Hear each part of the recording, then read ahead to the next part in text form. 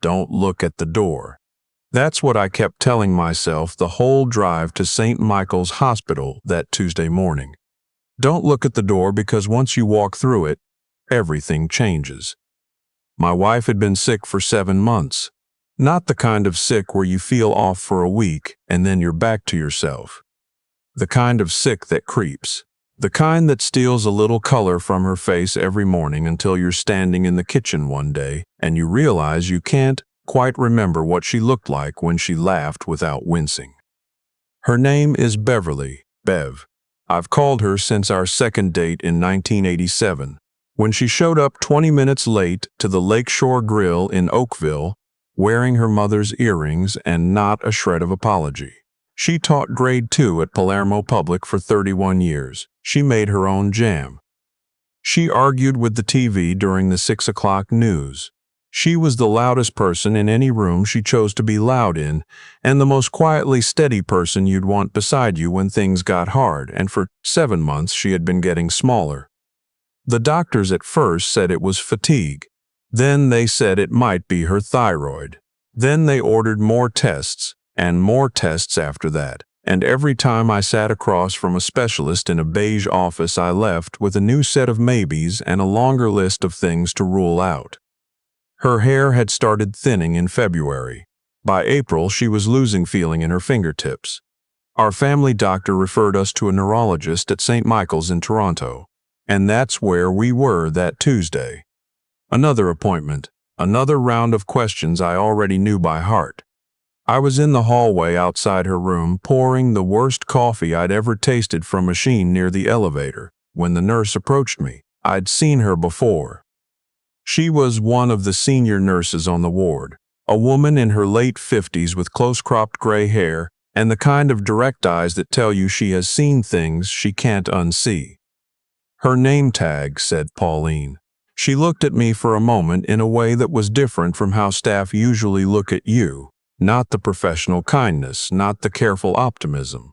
Something else. She said, "Can I speak with you privately?" I thought she had test results. I thought there was finally an answer, and I braced myself the way I'd been bracing myself for 7 months. She led me around the corner to a small family consultation room, the kind with 2 chairs and a box of tissues on the table and nothing on the walls. She closed the door behind us, and then she said something that took you a full 5 seconds to process. "Mr. Hartley, I need to ask you, who prepares your wife's meals at home?" I blinked. "What do you mean? Who cooks for her? Who brings her food, her tea, her supplements, day to day?" I told her the truth. For the past 5 months, since Bev had gotten too weak to stand at the stove for long, our daughter-in-law had taken over most of that. She came every morning before my son left for work, left meals in containers in the fridge, made sure Bev took her vitamins. I told Pauline that our daughter-in-law had been a godsend, that I didn't know how we would have managed without her. Pauline sat with that for a moment. Then she placed a printed report on the table between us, turned it so I could read it, and pointed to a line halfway down the page. "These are Beverly's latest blood work results," she said. "We ran an expanded toxicology panel last week because her symptoms weren't tracking with any of the neurological diagnoses we'd been considering. I want you to look at this number here." I looked. I didn't know what I was looking at.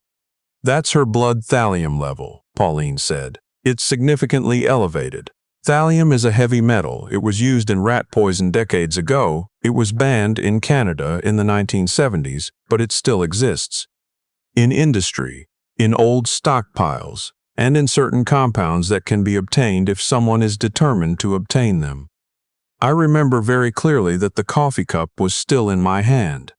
I remember staring at the number on the page and feeling like the room had tilted 2 degrees to the left. "Are you saying someone is poisoning her?" I asked. Pauline didn't flinch. "I'm saying her thallium levels are consistent with repeated low-dose ingestion over a period of months. I'm not in a position to say more than that. But I am in a position to say that I've seen this presentation before. The hair loss, the peripheral neuropathy, the GI symptoms, and it is not a disease." And I think you need to know that before you take your wife home." I put the coffee cup down on the table because I was not capable of holding it anymore. My son and his wife had been married for 4 years. They met at a conference in Calgary. He works in commercial real estate. She had been doing contract work in property management at the time. When he first brought her home to Oakville for Thanksgiving, I remember thinking she was very polished. That's the word I used in my head to my wife later that night. Polished. Careful with her words, always watching how a room responded to her before she committed to anything. My son thought she was brilliant. And she was smart, genuinely smart. I won't take that away from her. She had a way of making you feel like you were the most interesting person in the room. Within a year of them getting married, she had quit contract work and was living on my son's income. That didn't sit oddly with me at the time. Lots of couples make that arrangement and it works fine. But I remember Bev mentioning, maybe 8 months before all this, that our daughter-in-law had started asking questions about our property. Casually. Over tea. Things like, was the Oakville house paid off? Had we updated our will recently? What did we plan to do with the cottage on Georgian Bay when we got older? Bev had laughed it off when she told me. I'd laughed it off too. People ask about family finances. It doesn't mean anything. I keep thinking about that now.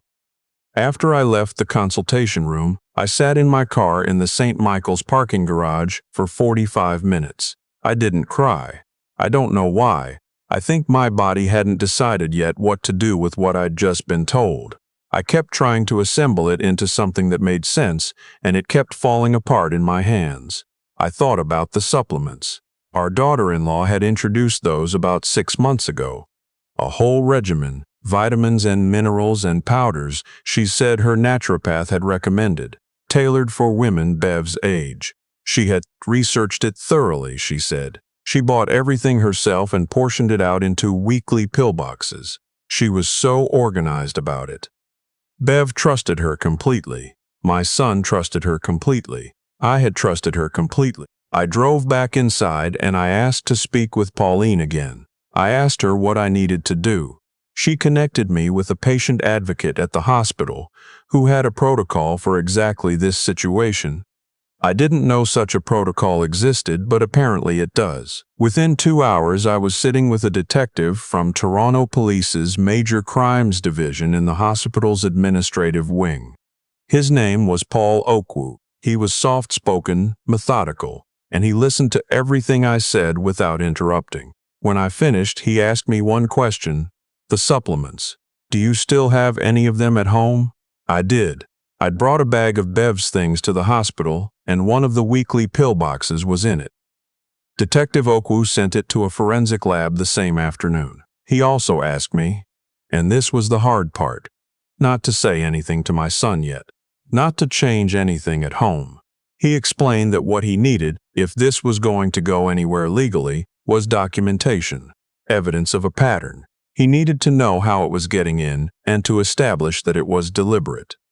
If you confront her now, he said, everything disappears. I nodded. I understood, and I hated that I understood. For the next 8 days, I went home every evening and sat at the dinner table and watched my daughter-in-law move through our kitchen with the ease of someone who belonged there. She reheated soup she had made. She asked about Bev's latest result in a voice full of concern. She tidied up afterward and kissed my son on the cheek and said good night. I answered her questions. I thanked her for the soup. I watched her hands every time she was near anything that was going into Bev's body. Detective Okwu had arranged for a small camera, the kind that fits inside a smoke detector, to be installed in our kitchen. I had told my son only that the hospital had asked us to track Bev's daily routine carefully for a medical study. My son, who is a good man with no framework for what was actually happening in his own home, believed me. On day 4, the lab confirmed it. The pill box contained thallium acetate in 3 of the 7 compartments, mixed into a powder supplement that was otherwise a legitimate magnesium compound. Enough to cause exactly what Bev had been experiencing. Exactly. I got that call at 6:30 in the morning. I sat in the bathroom with the door locked for 20 minutes. Then I came out and made breakfast and acted like nothing had changed, because Detective Okwu had asked me to give him 48 more hours. I gave him 48 more hours. On day 8, our daughter-in-law arrived at the house at her usual time, 8:15 in the morning. My son had already left for work. She came through the side door, which she had a key to, and went directly to the kitchen. I was sitting at the kitchen table with a cup of tea, which was unusual. Normally, at that hour, I'd be upstairs. She paused when she saw me. Just for a half second, the kind of pause that most people wouldn't notice. "You're up early," she said. "Couldn't sleep," I said. She began moving around the kitchen, took the kettle, opened the refrigerator. I watched her. I watched the way she moved with complete confidence in a space that was not hers and had never been hers. "I was thinking," I said, "that I'd take over making Besmorg supplements today, give you a break." Another pause. Shorter this time, but there. "Oh, you don't have to do that," she said. "I know exactly how she takes them. I don't mind. I insist," I said. She looked at me then, really looked at me, and in that moment I think she knew. I don't know how, maybe the way I was sitting, maybe something in my face, but something passed across her expression that I will not forget for as long as I live. It wasn't guilt, exactly. It was calculation. She was assessing how much I knew and how much damage control was still possible. Before she could decide, two things happened at the same time. My phone buzzed on the table. It was Detective Okwu texting to confirm his team was outside, and there was a knock at the side door. She turned toward the door. She turned back toward me. I picked up my phone. They arrested her in our driveway. She didn't scream or cry or deny anything on the spot. She went very quiet. That was somehow worse than screaming. I called my son from the front step. That was the hardest phone call I have ever made. He'd driven 40 minutes to a site visit in Mississauga, and I reached him standing in a parking lot outside a commercial building on a gray November morning. I heard the sounds of him understanding, not all at once, but in pieces, each piece landing, the silence between each one getting heavier. He drove back. We sat together at the kitchen table for a long time, not saying much. At some point, he put his head in his hands and I put my hand on his back, and I couldn't find a single word that was adequate, so I didn't try. The prosecutor's office laid charges that included administering a noxious substance, criminal negligence causing bodily harm, and attempted murder. The case is still working through the courts. I won't say more than that because my son's lawyer has been clear about what I should and shouldn't discuss publicly. What I will say is this. They found evidence that she had researched thallium toxicity online as far back as 14 months before Bev was hospitalized. They found browser history, purchased compounds traced back through financial records, a pattern that had been laid with more patience and precision than I am able to think about for too long without having to get up and walk outside. The motive was money. It's almost always money.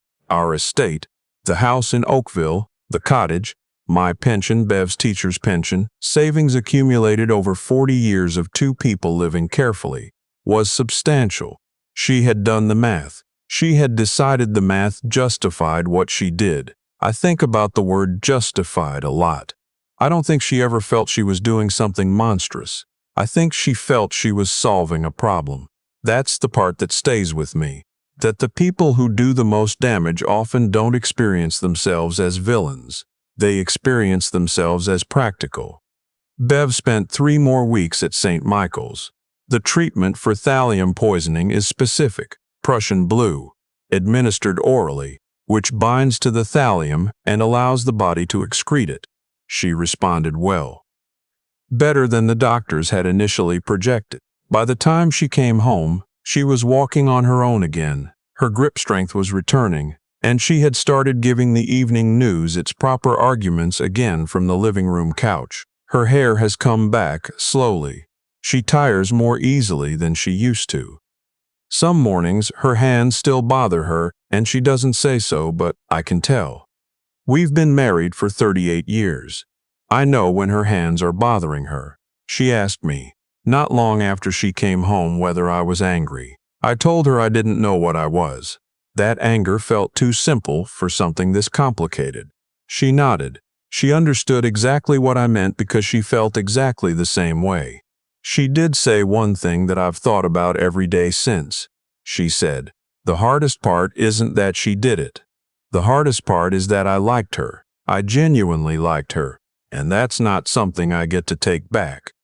I didn't have an answer for that. I still don't. My son filed for divorce in February. He is doing as well as a person can do when the structure of his adult life has to be rebuilt from the foundation up. He comes for dinner on Sundays. He and Bev watch hockey. He's learning to cook, really cook, not just reheat. And I find that both hopeful and heartbreaking in a way that I don't have the right word for. We don't talk about her much. When her name comes up, we handle it and move on. There is no version of that conversation that helps anyone. I want to say something to you, whoever is listening to this right now. You might be in a situation where someone close to you, someone your family has welcomed and trusted and built a life alongside, doesn't feel right to you. You might have noticed things, small things, things you've dismissed as nothing, that have quietly been accumulating into something you can't name but can't quite ignore. I am not telling you to assume the worst of everyone. Most people are not doing what my daughter-in-law did. Most people who are difficult, or self-interested, or even unkind are not dangerous. Please don't take this story and build a wall around yourself and everyone you love. But I am telling you this. Your instincts are data. When something feels wrong persistently, consistently, underneath all the polished surfaces and kind gestures, that feeling deserves your attention. It doesn't need to become an accusation, but it shouldn't be dismissed just because the alternative is uncomfortable to consider. I dismissed it. I told myself I was being uncharitable.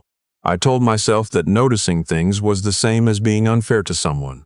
I was wrong about that, and my wife paid the price for how wrong I was. Bev is alive. That's what I come back on the days when the anger and the grief and the guilt are all talking at the same time. I come back to that one fact like a hand on a railing. She is alive. She is home. She is watching the news and disagreeing with it loudly, which is, I have decided, the most beautiful sound in the world. Pay attention to the people who prepare your food. Pay attention to the questions people ask about your finances, especially the ones wrapped in casual conversation. Pay attention to your gut, even when your gut is telling you something you don't want to hear. And if something feels wrong, please, find someone who can help you look at it clearly. A doctor, a professional, someone you trust. You are not crazy for noticing. You are not ungrateful for asking questions. You are paying attention.